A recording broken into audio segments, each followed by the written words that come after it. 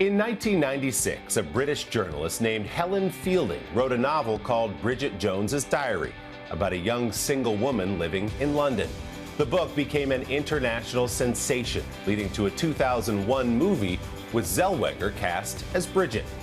Early grousing about an American playing the beloved British character fell away quickly as the film became a blockbuster hit, earning more than $300 million at the box office. 3 more Bridget books followed, each with a movie attached, including the latest, Bridget Jones, Mad About the Boy, streaming now on Peacock. Renee and I got together in New York the other day for a Sunday Sitdown. Bridget Jones, wanton sex goddess with a very bad man between her thighs. Mum. It has been nearly 25 years since movie audiences first fell in love with a hilariously relatable character named Bridget Jones. New Year's resolution, drink less. Oh, and quit smoking. Oh. She's messy and things never go to plan, and she doesn't always have the right thing to say. In fact, usually she says all the wrong things, and she still succeeds. She still triumphs. She's still happy, you know? Now, Renée Zellweger's Bridget has returned for another adventure. Everything all right, Mrs. Darcy? Oh, my God. Hiya. I've climbed a magical man tree. Hello. She's back? She's back. What brought you back this time? Oh, I say it all the time. It's the best job in the world. You know, I love this character. It's a reunion with my friends, you know, friendships forged over 25 years. It's, you know, how do you say no?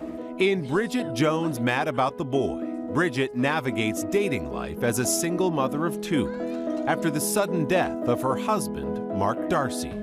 Those memories are suddenly Bridget. all we're left with.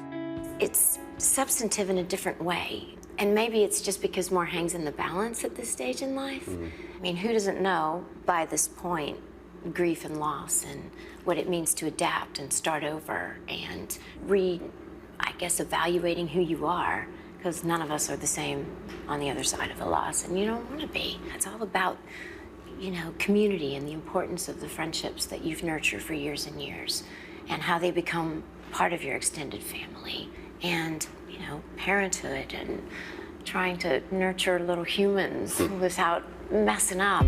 For Bridget, that extended family includes the old flame Daniel Cleaver, played by Hugh Grant. Where are the ladies with the big... Hair. Well, they couldn't make it, I'm afraid. They're washing their hair. All 3? Well, they wash each other's, you see.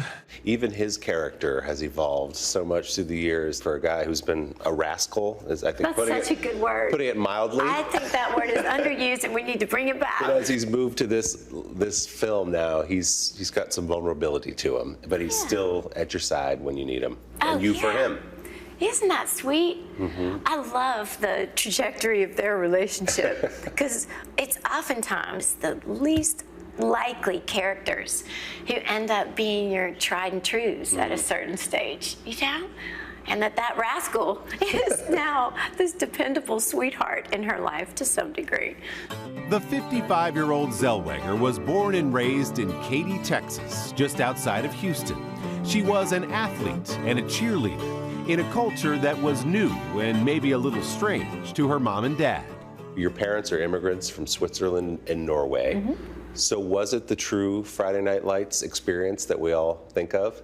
Not in my house, because my parents didn't recognize the social importance of that, of the homecoming game, you know? It was a really nice mix because it's idyllic growing up in Katy at that time, which was very rural and a very sweet small town at that time. And to have this window to the world through my parents. Where does the acting bit come for you? Drew, my brother. Yeah. He's funny and smart, and I just wanted to be like my big brother. So I joined the speech and drama club, which he probably hated. Well, he did, because he quit, because he's like, enough. And I thought, oh, I kind of like this. So when do you get more serious about it as this could be something I pursue as a career? University, yeah. I ended up doing a thesis film with a film student, and it was kamikaze filmmaking, and I loved it. I loved it. After graduating from the University of Texas, Zellweger landed parts in small films, including a 1995 version of the horror classic Texas Chainsaw Massacre, co-starring a young Matthew McConaughey. Are you having fun yet? Oh, God. The next year, her life changed for good with a hit movie called Jerry Maguire. Yeah, I guess I got a little revved up at the idea of an evening among adults. No offense, buddy. So at what point did you have a sense that this thing is big and is really connecting with audiences? Gosh, that's a good question. It's kind of a blur. Everything kind of spilled into the next, into the next. Maybe when people on the sidewalk would call me by my name, I think maybe then. Yeah. Is there a line from your career that fans quote back to you most often? Mm-hmm. Is it the one I think it is? Just shut up. You had me at hello. That's the one, yeah. Yeah. A run of starring roles followed in movies like Me, Myself, and Irene, Nurse Betty, Chicago, and Cold Mountain, where Zellweger earned her first Academy Award. Am I hard to hear? Because you keep repeating everything. Then in 2010, she stepped away from Hollywood for a break that lasted several years. I've been going nonstop at a breakneck sprint for, decades, and, it's not sustainable. It was Bridget Jones who tempted Zellweger back to the movies for 2016's third installment in the series. We're really doing this. No going back now.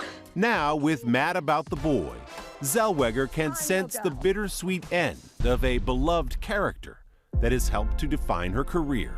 Bridget Jones, it's time to live. Did you have the sense when this film wrapped that it was a version of Happily Ever After for Bridget? Well, not to give too much away, I think I knew that the intention was for there to be a period at the end of this instead of a ... So I think, from what I understand with Helen, that this is potentially her happily ever after, yes. Renee was quick to add, though, if Helen Fielding does decide to write another Bridget book, she is in for the movie. Bridget Jones, Mad About the Boy, is streaming now on Peacock. Our big thanks to the Clock Tower at the New York Edition Hotel for hosting our conversation. Don't forget to subscribe to the Sunday Sitdown podcast to hear the full extended interview with Renée Zellweger, including more on how she has kept her life relatively quiet amidst the noise of Hollywood stardom. You can find our conversation wherever you get your podcasts or scan the QR code on the screen. Hey, thanks for watching. And don't forget, you can catch the Today Show every morning on NBC or take Today when you're on the go. Just follow the Today podcast on Apple Podcasts, Spotify, or wherever you listen.